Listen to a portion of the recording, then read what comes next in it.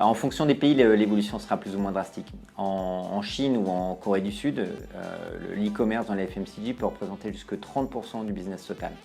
Dans ces pays, la croissance reste forte et donc les magasins physiques vont souffrir ou vont devoir totalement se réinventer. C'est le cas de la chaîne Roma qui appartient au groupe Alibaba qui a fait le pari d'une intégration omnicanal native et d'une expérience utilisateur vraiment aux petits oignons.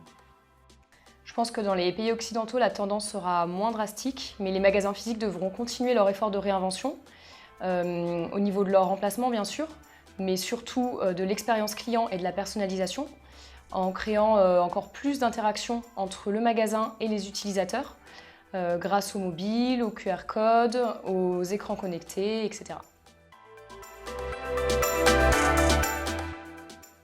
Si on regarde à nouveau du côté de la Chine, en fait, plus personne ne paye ni avec du cash ni avec sa CB.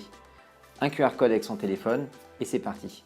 Moi, sincèrement, je crois à une dématérialisation forte des moyens de paiement. Payer avec son mobile, voire avec rien du tout, c'est tellement plus pratique. Et on peut même faire le pari que des solutions comme la reconnaissance de la voix ou la reconnaissance faciale vont se démocratiser de plus en plus à l'avenir.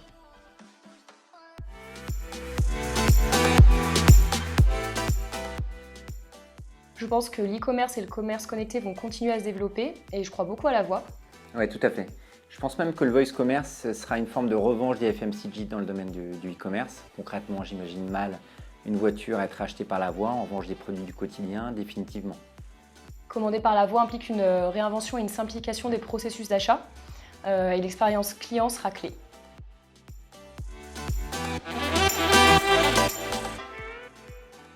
On pense tous aux drones. Moi, sincèrement, j'ai encore un petit peu de mal à imaginer des flottes de drones ou tournoyer autour de la tête. Ou sinon, pour répondre à des besoins assez spécifiques de type zone géographique reculée. Par contre, je pense qu'on va avoir une vraie amélioration sur la qualité environnementale des véhicules utilisés. Et je pense qu'on aura par exemple des flottes totalement électriques d'ici 5 ans.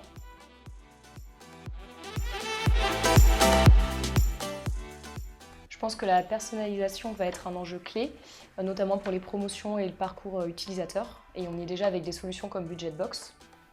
Oui, tout à fait. En revanche, la personnalisation fait l'objet de différents sujets qui devront être creusés, approfondis ou finalisés. La personnalisation utilisateur, pourquoi faire? Il faut que ça apporte une vraie valeur ajoutée à l'utilisateur. Donc, il y a des enjeux aussi juridiques de type respect de la vie privée. Bref, beaucoup de joyeuseté à venir.